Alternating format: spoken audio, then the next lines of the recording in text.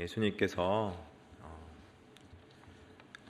여러 곳을 다녔지만 그 중에서 많이 다닌 곳 중에 하나는 회당이 아닌가 싶습니다. 예수님께서 오늘 또 안식일에 회당에 들어가셨습니다. 특별하게 오늘 본문에 보니까 안식일에 회당에 들어갈 때 보니까 회당에 들어가는 모습이 다시 들어갔다라고 쓰여 있습니다. 나오셨다가 다시 들어가는지 아니면 다니시다가 안식일마다 다시 들어가셨는지는 잘 모르지만 이날 안식일에 들어가신 것을 보니까 예수님께서는 이 안식일에는 회당에서 보내실 것을 미리 생각하셨던 것 같습니다. 그런데 이 안식일에 회당에서 일이 벌어지게 됩니다. 앞에 있었던 안식일의 논쟁에 이어서 연속적으로 안식일에 있었던 일이 벌어지게 되는 것이죠. 이 회당에 많은 사람들이 있었던 게 분명해 보입니다. 왜냐하면 예수님께서 회당에 들어가실 때 예수님을 바라보는 사람들이 꽤 많이 있었기 때문입니다. 안식일에 예수님께 들어가시니까 사람들이 예수님을 보고 맨 먼저 하는 생각이 예수님이 오셨구나, 예수님이 오셨으니까 예수님 봐야겠다라고 생각했으면 정말 좋겠는데 너무나도 안타깝게 예수님 보고 이 사람들은 예수께서 회당에 들어갔을 때 예수를 고발하려 안식일에 그 사람이 고치시는가 주시하고 봤다, 그렇게 말씀하고 있습니다. 아마도 예수님께서 들어가자마자 그 회당 가운데 수많은 사람들이 있었지만 회당에서 그 많은 사람 중에서 공교롭게 손 마른 사람을 보았을 것이고 그 손 마른 사람이 거기 있는 걸 보고 예수님도 그 손 마른 사람을 아마 그냥 지나치지 않으셨을 것 같습니다. 그리고 손 마른 사람 앞에 찾아가서 아마 같이 있었던 것이 분명합니다. 그러니까 사람들이 이제 손 마른 사람을 고치는가 안 고치는가 아마도 궁금해서 또 그리고 어떻게 하면은 이 안식일에 예수님께서 고치시는가 하는 걸 또 보고 있다가 고발하기 위해서 그 앞에 주시하고 있었던 것이죠. 참 예수님이 이것을 보면서 마음이 안타까웠을 것 같습니다. 그때 손 마른 사람을 봤을 때 수많은 사람들이 그것을 그 모양을 봤지만 예수님은 이 손 마른 사람에 대해서 다른 사람들과 좀 다르게 생각했던 것이 분명합니다.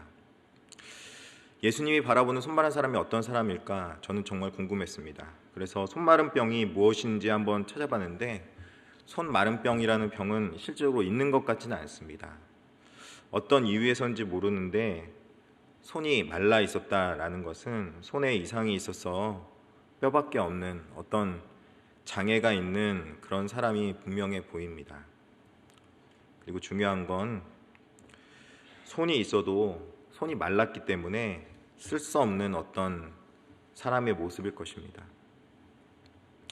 마치 손은 있는데 하나도 일을 못하는 그런 손인 거죠. 하나님은 살아계신데 하나님의 손은 정말 일하고 있는지 궁금해하는 사람들도 이 손 마른 사람을 보면서 이 안식일에 정말 예수님께서 이 사람을 고치실까, 정말 하나님이 살아계시면은 이 안식일에 예수님께서 그 일을 하실까라는 것이 정말 궁금했을 것 같습니다.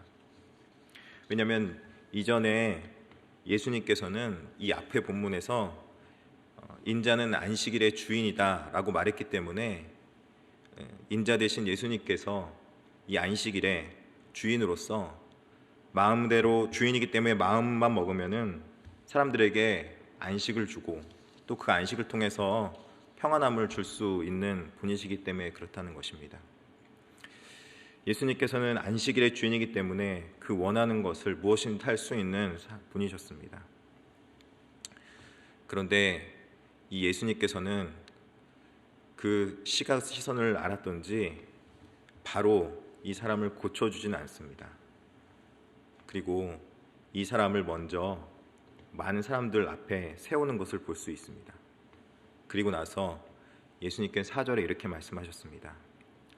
그들에게 이르시되 안식일에 선을 행하는 것과 악을 행하는 것, 생명을 구하는 것과 죽이는 것 어느 것이 옳으냐 하시니 그들이 잠잠하거늘 이렇게 말합니다.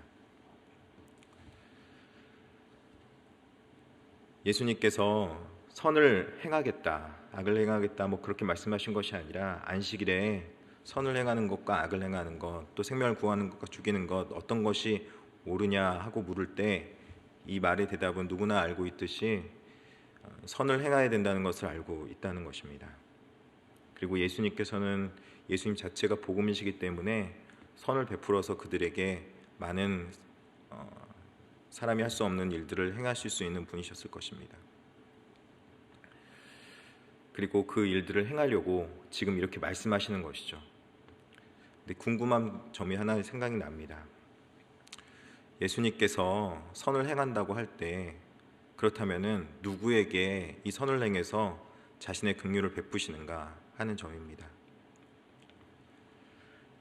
예수님께서 이 손 마른 사람을 고치시기 때문에 이 손 마른 사람을 고치시는가? 아니면 예수님께서는 손 마른 사람만 고치셔서 이 사람에게만 긍휼을 베푸시는 것이 아니라 어떤 누구에게 보라고 이 사람을 세웠는가? 만약에 손 마른 사람만 고치시려고 예수님께서 회당에서 손 마른 사람에게 다가갔다면 아마도 예수님께서는 조용히 그곳에 가셔서 손 마른 사람을 따로 불러내서 그 손 마른 사람을 고쳐 주셨을 것입니다.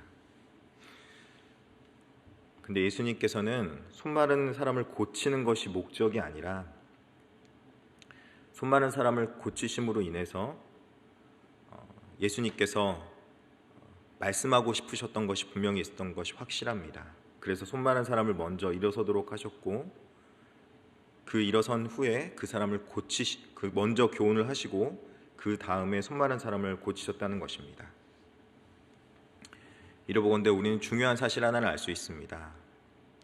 예수님은 손 마른 사람만 고쳐서 보여주신 것이 아니라 예수님 자신이 복음이었던 사실을 알려주고 싶었던 것입니다. 예수님은 이 안식일의 주인이시기 때문에 복음으로 예수님이 자신이 복음이고 또 그 사람을 고칠 수도 있으신, 그리고 그 사람을 위로할 수도 있으시고 또 안식일의 주인으로서 사람들에게 안식을 주며 손 마른 사람의 고통을 함께 하시며 복음과 함께 그 사람의 아픔과 그 사람의 어려움에 대해서 이해하시는 그런 분이셨다는 것입니다. 예수님께서는 이걸 통해서 그 회당에 있는 모든 사람에게 복음을 통한 하나님의 긍휼이 얼마나 크신지, 또 그리고 복음을 통해 하나님이 얼마나 사람들을 사랑하시는지 알려주고 싶어 하셨습니다. 모든 사람에게 복음을 보여주시고 모든 사람에게 긍휼을 베푸시기 원하셨던 하나님이시라는 것이죠. 반면에 이곳에 있던 사람들 중에 일부 바리새인들은 예수님께서 안식일에 사람을 고치시는 걸 보면서 긍휼함을 가지기보다는 어떻게 예수 그리스도를 죽일까라고 생각했습니다. 6절에 보니까 바리새인들이 나가서 헤롯 왕과 함께 어떻게 하여 예수를 죽일까 의논하니라 라고 말합니다. 왜 그렇습니까? 이 사람들은 예수 그리스도의 복음을 거절하는 자들이기 때문에 그렇습니다. 이들은 예수 그리스도를 보면서 복음을 바라보지 못했고 복음을 모르기 때문에 이 복음이 그들에겐 큰 의미가 없었습니다. 예수님이 의미가 없었던 것이죠. 예수님이 의미가 없고 이들에게는 그저 자기의 가지고 있는 것들, 또 그리고 자기가 생각하기에는 율법적으로 합당하지 않은 행동을 하는 예수님이 이상해 보였을 것이고, 그리고 이들에게는 예수님이 복음이 아니기 때문에 예수님을 받아들일 수 없는, 예수님이 하는 행동을 이해할 수 없는 일이었다라고 생각했을 것입니다. 그들에게 복음이었기 때문에 긍휼은 긍휼함이 아니었던 것이죠. 많은 사람들이 복음을 가지고 복음이 무슨 소용이 있을까? 정말 우리가 듣는 복음 맨날마다 듣고 매일마다 그렇게 교회 오면은 예수님 이야기하고 예수 그리스도께서 십자가에 죽으시고 돌아가시고 우리를 위해 죄를 위해 죽으셨다라고 말하는 그 죄사함의 은혜가 무슨 인생에 큰 의미가 있을까 이렇게 생각들 많이 하는 사람 많이 있습니다. 심지어는 제가 교회에서도 그런 사람 몇 분 본 적이 있습니다. 우리 교회는 아닙니다. 어찌됐든지 그런 분들을 많이 본 걸 볼 때마다 예수 그리스도 복음이 정말 소중합니다 라고 말해주고 싶은 때가 많이 있었습니다. 1861년 19세기에 미국의 뉴욕주에 흑인 빈민가를 담당하는 교구 목사 월터 라우센 부시라는 목사님이 있었습니다. 이 목사님이 맡은 지역이 슬럼화된 지역이었고 너무 빈민가여서 또 그리고 열악한 환경이 굉장히 심해서 우리가 생각하는 정말 옛날 영화에 보면은 왜 서부 시대 막 끝나고 나서 막 개발이 시작되는 그 당시에 이 라우센 부시 목사가 이 지역에 복음을 전하기 시작했습니다. 근데 이 복음을 전하는데 이 복음을 전하다가 곰곰이 생각해 보니까 내가 이 복음을 전해서 무슨 의미가 있을까? 이렇게 환경이 열악한 사람들에게 살기 좋고 좋은 여건을 만들어 주면은 이 사람들의 범죄가 줄어들고 이 사람들의 고민거리가 줄어들고 이 사람들에게 삶의 여건이 좋게 주어지면은 정말 좋은 곳이 되지 않겠는가 그렇게 생각을 했습니다. 그래서 이들에게 라우센 부시 목사는 좋은 환경을 만들어주는 사역을 시작했습니다. 일종의 말하는 사회복음이라는 그런 이야기들을 하면서 사회를 바꾸면 환경을 바꾸면 사람이 변화될 것이라고 생각했습니다. 사실 그도 그럴 것이 이 당시 미국에는 19세기에서 19세기 넘어갈 때 미국은 굉장히 많은 발전을 이룬 시기였고 또 그리고 이성에 의한 계몽주의와 과학이 많이 발달하면서 정말 앞으로는 이렇게 과학이 많이 발달하고 또 그리고 많은 우리가 학문이 발달하면 정말로 좋은 미래가 도달할 것이라고 기대하고 있었습니다. 그리고 그 기대감 가운데 복음이 해야 될 역할은 사회를 변화시키는 것이라고 생각하고 있었고 그들이 생각할 때는 그들이 생각하고 행동하고 판단하는 그들의 이성과 또 그리고 판단 능력이 굉장히 발달해 나갈 것이라고 생각을 했습니다. 그런데 이런 것들이 얼마 가지 않아 일장춘몽인 것을 깨달아 알았습니다. 이들이 계속해서 과학이 발전하고 이성이 발전해갈 즈음에 유럽에서 1차 세계대전이 터지고 또 그 이후에 2차 대전이 얼마 있다가 발발하면서 유럽은 피폐해져 버렸습니다. 사람들은 자기가 가지고 있는 이성과 판단력 그리고 옳은 일이라고 선택하는 합리적인 생각이 옳다라고 많이들 여겼기 때문에 자신이 생각하는 판단이 옳다고 여겨서 그 판단에 의해서 자신이 살아가고 또 그리고 그 판단 여건에 따라서 그 모든 것들을 행했던 걸 볼 수 있었습니다. 일종의 합리주의라고 하는 그들은 나는 참으로 합리적으로 생각하고 내 생각은 언제나 옳고 나는 합리적으로 이성적으로 판단해서 나는 생각해 라고 여기는 합리주의가 있었고 경험주의라고 말하는 나는 이 세상에 있는 모든 것들이 다 이름뿐인 것 같고 내가 경험하고 느끼고 체험하는 것만 그것이 실제가 아닌가 내가 아는 것은 경험하고 체험한 것이야 라는 사람들이 많이 있었습니다. 그리고 어떤 사람들은 아니야 다 모든 거 다 필요 없고 나는 실제적인 아는 건 다 의미가 없고 실제적인 것만 중요해 라고 말하는 사람들도 있었고 아니야 어떤 사람은 나는 사람은 이미 올바른 윤리관을 가지고 있기 때문에 자기가 이미 어렸을 때부터 가져왔고 배워왔던 이 도덕적인 모습만 그것을 알고 있기 때문에 그것을 지키면 된다라고 생각을 하는 사람들도 많이 있었습니다. 그런데 이 모든 것들이 20세기 초반에 다 무너져 버렸습니다.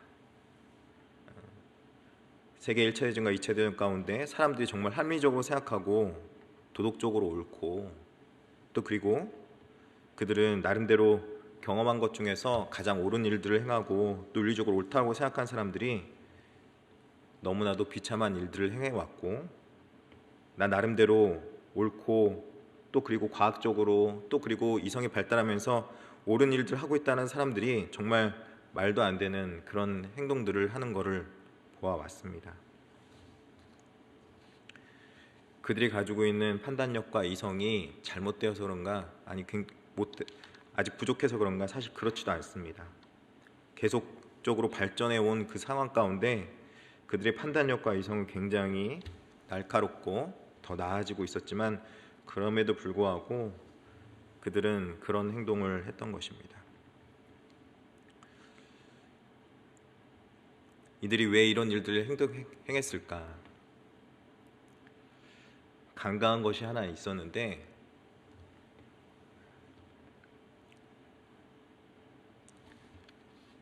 사람들은 모두 다 죄인이라는 사실입니다.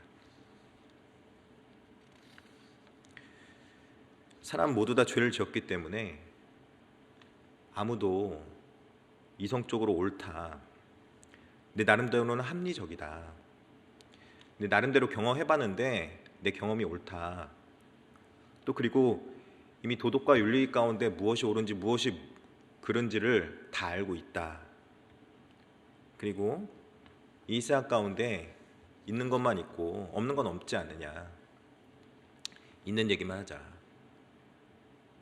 내가 언제 죄 지었느냐 라고 말하는 그들의 이성과 그들의 합리적인 모습과 그들의 윤리와 또 그들의 경험들이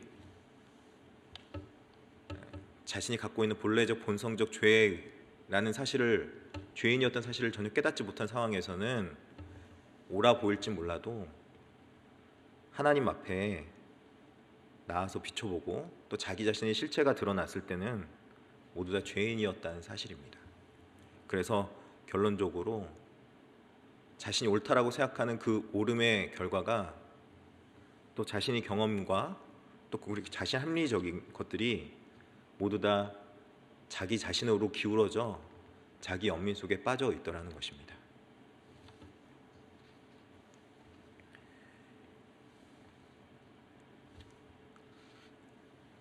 이렇게 어려운 일들이 있고 나는 후에 어떤 일들이 벌어졌냐면, 사람들은 이제 세계 1차, 2차 대전을 겪고 난 다음에 회의감에 빠져들기 시작합니다. 정말 하나님은 살아계신가? 어디 계신가? 정말 우리가 왜 이렇게 되었는가? 라고 회의감에 빠졌을 때 이들에게 찾아온 거는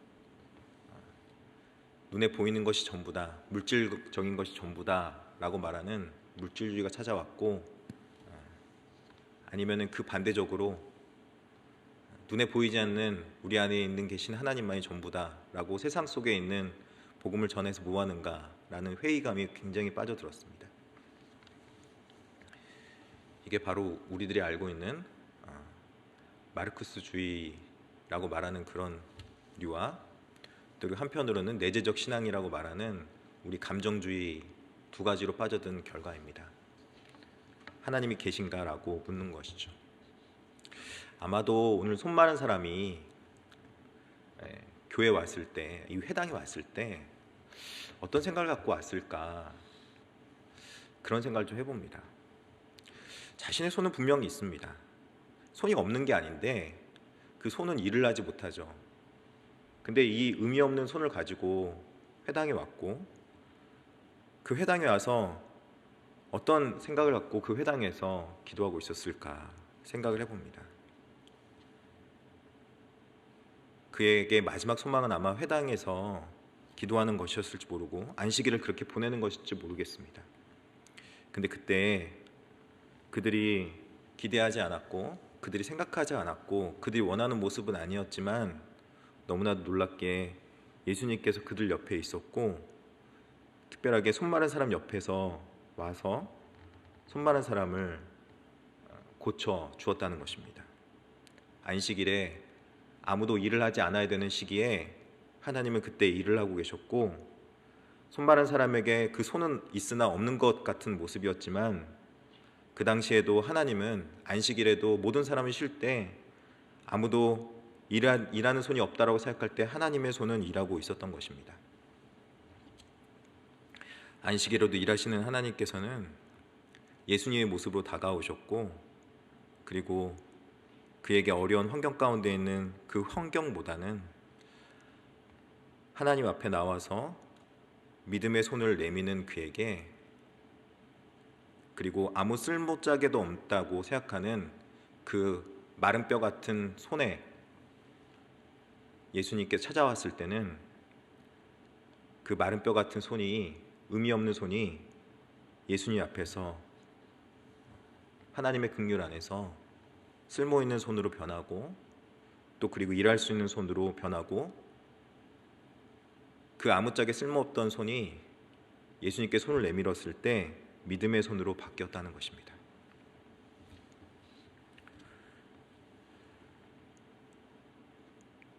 바리새인과 또 그리고 많은 사람들이 있었지만 아무도 예수님께 손을 내밀진 않았는데, 마른 뼈 같은 손을 내밀었을 때 마른 뼈를 내민 손은 고침받았다는 것입니다. 왜냐하면 그 손이 믿음의 손이었기 때문인 것이죠. 복음을 우리에게 말씀해 줄 때 이 복음은 우리가 복음을 듣고 나서 우리 생각대로 우리가 창조적으로 이렇게 적용하면 되겠지, 저렇게 생각하면 되겠지라고 생각하는 그런 것이 복음이 아닙니다. 우리가 생각할 때는 복음이 무슨 의미일까, 무슨 의미로 다가올까 생각할 그때에 마음의 문을 열고 듣는 귀가 있고, 또 그리고 듣는 마음이 있는 자들이 듣는 것이 바로 복음인데, 복음은 우리가 생각하는 것보다, 우리가 기대하는 것보다, 그리고 우리가 바라는 것보다 훨씬 큰 능력을 갖고 있고, 아무런 의미가 없다고 생각하는 우리에게 오히려 그 복음은 오늘도 지금도 일하고 있고, 복음이 우리에게 들려주는 메시지는 단순히 그냥 의미 없는 한마디 메시지가 아니라 우리의 삶 전체를 변화시킬 수 있고, 한 사람을 변화시킬 수 있다면 두 사람을 변화시킬 수 있고, 두 사람을 변화시킬 수 있다면 공동체를 변화시킬 수 있고, 공동체를 변화시킬 수 있다면 사회를 변화시킬 수 있고, 사회가 변화된다면 이 땅 가운데 하나님의 나라가 임하게 되는 것입니다. 복음을 통해서 하나님의 긍휼하심을 덧입는 것은 우리가 복음을 듣고 우리 나름대로 생각해서 하는 것이 아니라 그 복음을 들을 수 있는 마음, 수납적인 마음을 갖는 것입니다. 내가 생각해서 그 복음이 옳다 그르다고 판단하는 판단력이 아니라 나는 듣고 믿습니다. 그리고 그것을 바라봅니다. 그 말씀대로 의지합니다. 순종합니다. 아무리 어리석어 보여도, 아무리 부족해 보여도 복음은 복음입니다. 그렇다면 누가 이 긍휼의 복음을 입을 수 있는지 여러분 아십니까? 앞전에 말했듯이 장애인이고 손 마른 사람이 긍휼함을 입었는데, 이 긍휼함은 하나님의 복음은 누구에게나 다 전해졌습니다. 예수님께서 그 손 마른 사람을 이렇게 세우셔서 손 마른 사람만 고치는 것이, 손 마른 사람만 그 고치는 걸 본 것이 아니라 다 있는 회당에 있는 누구나 다 그 복음을 보고 들을 수 있도록 해주셨습니다. 예수님의 복음을 볼 수 있도록 해줬고, 예수님의 복음을 들릴 수 있도록 해줬습니다. 근데 그 복음을 듣고 받아들인 자는 누구냐면 마음이 완악한 자가 아니라 마음이 정결한 자였다는 것입니다. 3장 5절에 보니까 그들 가운데 어떤 사람은 받아들이고 어떤 사람이 못 받아들이는지 나오고 있습니다. 3장 5절에 이렇게 말합니다. 그들의 마음의 완악함을 탄식하사 노하심으로 그들을 둘러보시고 그 사람에게 이르시되 내 손을 내밀라 하시니 내밀매 그 손이 회복되었더라. 예수님께서 보시기에 한 그룹은 완악해서 마음이 완악해서 예수님께 보시기에 탄식함이 있었고 그들을 보고 노함이 있었다라고 말합니다. 예수님께서도 화가 나셨던 거죠. 근데 나머지 한 사람은 마른 손을 내밀어서 손이 회복됨을 입는 사람이 되었습니다. 손 마른 사람이 가지고 있었던 것은 믿음도 있었지만 이 완악함의 반대로 이 사람 마음에는 정결한 마음, 순수한 마음이 있었다는 것입니다. 복음을 받아들일 때 어떤 점이 중요한가라고 묻는다면은 우리는 먼저 마음을 살펴봐야 되지 않을까 그런 생각을 해봅니다. 복음을 받아들이는 우리의 마음은 어떠한가? 복음을 받아들일 때 복음이 정말 소중하고 복음이 정말 존귀하다면 우리의 마음의 집에는 하나님의 살고 있는 마음의 집인가? 정말 복음이 들어와서 복음이 일할 수 있는 마음인가? 아니면 복음이 들어왔다가 도저히 있을 곳이 아니어서 복음이 왔다가 나갈 수밖에 없는 그런 마음의 집인가?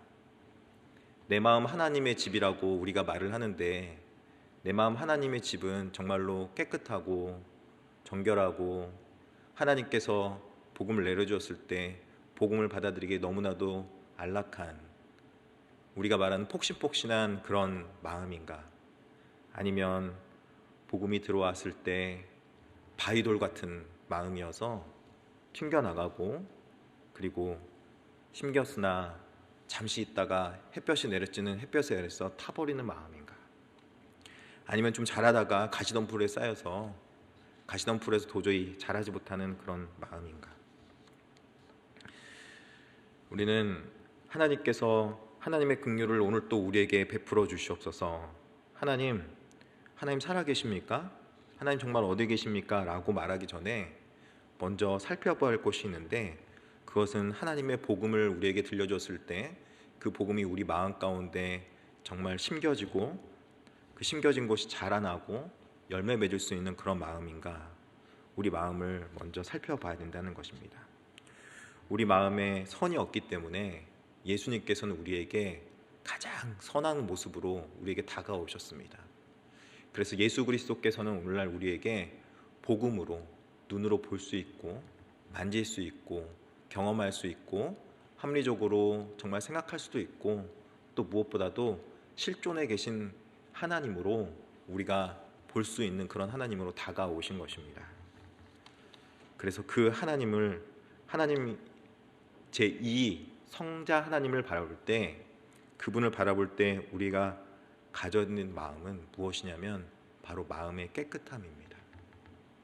회개라는 것이죠. 정결함.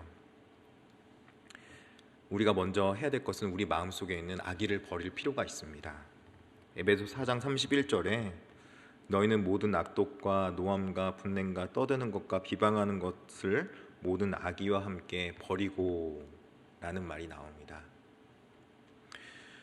이 말씀은 에베소 교회에 한 말씀입니다. 에베소 교회에 그들이 복음을 이미 들었고 복음을 갖고 있지만 그 복음이 정말 복음이 되기 위해서는 우리에게 필요한 것이 있는데 모든 악독과 노함과 분냄과 떠드는 것과 비방하는 것을 모든 악의와 함께 버리라 그렇게 말씀하고 있습니다. 우리 마음속에 있던 악의가 있다면 또 그리고 우리 마음속에 또 분냄이 있다면 노함이 있다면 없을 수는 없으나 혹여라도 있다면 악의와 함께 버리고 정결함을 입고 나아가면 되는 것입니다. 그러면 그 복음을 통해서 우리 안에 하나님의 긍휼이 임하게 됩니다. 나와 같은 존재도 하나님께 사랑해 줄 수 있구나. 하나님의 긍휼하심이 나에게도 임할 수 있구나.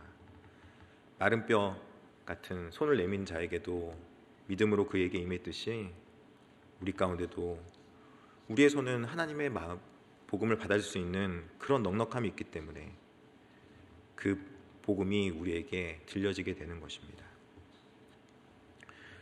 두 번째로 또 한 가지 가져야 될 것이 있는데 복음을 가진 자는 서로를 긍휼히 여기는 것입니다.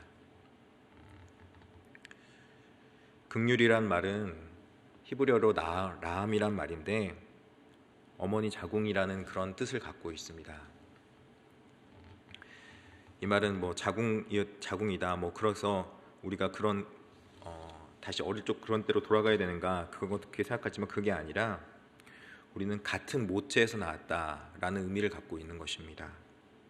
그리고 같은 연대를 갖고 있고, 우리는 겉보기에는 다 다르고 개성도 다르고 또 그리고 각기 다른 모습을 갖고 있을지 모르겠지만, 캐릭터들이 다 다르지만 우리는 같은 모체에서 나왔다라고 생각하는 것입니다. 그리고 같은 모체만 아니라 우리가 같은 마음으로 이 땅 가운데서 같은 기초 안에서 있다라는 뜻을 가지고 있는 것입니다. 어떤 사람은 더 뛰어나다, 어떤 사람은 더 대단하다, 어떤 사람은 나보다 좀 못하다, 나보다 좀 부족하다라는 것이 아니라 우리는 모두 다 같은 기초에 서 있다라는 말입니다. 그렇기 때문에 상대방과 같은 기초에서 상대방의 마음을 헤아리면서 함께 그 안에서 있는 것이죠. 누구하고요? 서로가 서로에게. 너는 나한테 기초가 서 있냐, 너는 나한테 같이, 그게 아니라 내 이웃을 내 몸과 같이 사랑하라는 그 말에는 내 이웃은 서로가 내 이웃이기 때문에 서로가 서로에게 라는 의미를 갖고 있는 것입니다. 서로가 서로에게 같은 기초에서 내 이웃을 내 몸과 같이, 그리고 같은 동지라는 의미에서 서로를 바라보는 것입니다. 즉, 우리가 갖고 있어야 될 마음의 자세는 뭐냐면, 서로가 죄를 지어서 이 땅 가운데서 고생하고 있고 힘들어하고 있는 백성이고 사람이기 때문에 이 땅에서 서로 가져야 될 마음은 서로가 서로를 긍휼하게 여기는 마음이라는 것입니다. 서로가 서로를 긍휼하게 여기는 마음. 남편이 아내를 바라볼 때, 아내가 남편을 바라볼 때, 또 그리고 내 이웃을 누구를 바라볼 때, 그리고 누구를 바라볼 때나 가져야 될 마음의 자세는 뭔지 보면은 서로가 서로를 긍휼히 여기는 마음입니다. 긍휼히 여기는 마음. 얼마나 힘들면 저렇겠어, 얼마나 힘들면 그렇게 하겠어 라는 마음이죠.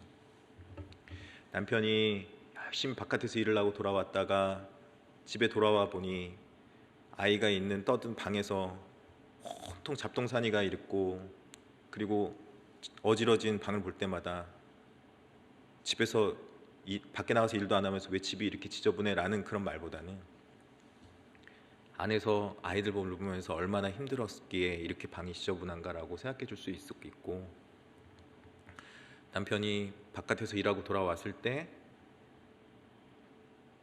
그때만큼은 또 다르게 얼굴빛이 낯빛이 다르면 바깥에서 얼마나 힘든 일 당하고 힘든 일이 있었으면 저러고 들어왔을까라고 긍휼히 여길 수 있는 마음, 서로가 서로를 이해할 수 있는 마음은 이 긍휼한 마음이더라는 것입니다. 그래서 에베소서 4장 32절에 보면은 이런 말씀이 있습니다. 서로를 친절하게 하며 불쌍히 여기며 서로 용서하기를 하나님이 그리스도 안에서 너희를 용서하심 같이 하라, 이렇게 말씀하고 있습니다. 어느 누가 대단해서 누가 더 용서를 베풀어야 된다, 누가 대단하기 때문에 누가 더 뭘 해야 된다가 아니라 서로가 서로를 친절하게 대하며 불쌍히 여기는 마음, 그리고 용서하기를 하나님이 그리스도 안에서 너희를 용서하신 같이 하라는 그런 마음이 있어야 된다는 것입니다. 오늘 긍휼이라는 말씀을 전하면서 누구에게 긍휼의 대상을 베풀어야 되는가, 누구에게 긍휼함을 나눠주며 또 긍휼함을 가질 때 우리가 어떤 마음으로 받아들여야 되는가라고 생각해 보면은, 예수님께서 모든 사람들에게 긍휼을 베풀려고 마음 먹었듯이 아무리 자기 적대적인 사람일지라도 긍휼한 마음을 가지고 긍휼한 마음으로 살다 보니까 어떤 어려움 당해서 나에게 왜 이럴까, 그런 사람에게도 어떤 이유 있겠지, 살다 보니까 인생 가운데 어려우니까 화나는 일을 나한테 푸나, 그런 생각이 드는 마음으로, 어쩔 때는 힘든 일 겪다 보니까 그렇게 어려워서 그런가 보다 라고 생각하는 그런 마음도 가져야겠고, 또 살다 보니까 그럴 수 있지 라는 용서하는 마음도 필요하다는 것입니다. 우리가 복음을 받은 자입니다. 이 복음은 아무나 받을 수 있는 게 아닙니다. 누구에게나 주었지만, 누구에게나 다 알려줬지만 이 땅에 예수 그리스도를 믿는 사람들은 그다지 많지 않습니다. 다 믿었으면 좋겠지만 그들이 받아들일 수 없는 거는 그들 가운데 하나님의 복음이 정말 잘 전파되어서 그들의 마음이 부드러워지고 온유해져서 받아들일 수 좋겠지만 그 이상은 우리가 할 수 없는 영역들이 있습니다. 그런데 우리는 그 와중에서 선택받았고 우리는 하나님의 자녀가 되었기 때문에 가져야 될 마음은 바로 이 복음을 통해서 하나님의 사랑의 은혜 가운데 날마다 하나님의 긍휼하심으로 구원받았다는 사실과 또 그리고 긍휼함이 내 안에 믿음으로 받아졌다는 사실, 또 그리고 그 믿음으로 우리가 긍휼을 받았으면 서로가 서로를 긍휼히 여기는 마음의 자세가 필요하다는 것입니다. 그런 믿음으로 살아가는 저와 여러분 되길 진심으로 축원합니다. 기도하겠습니다.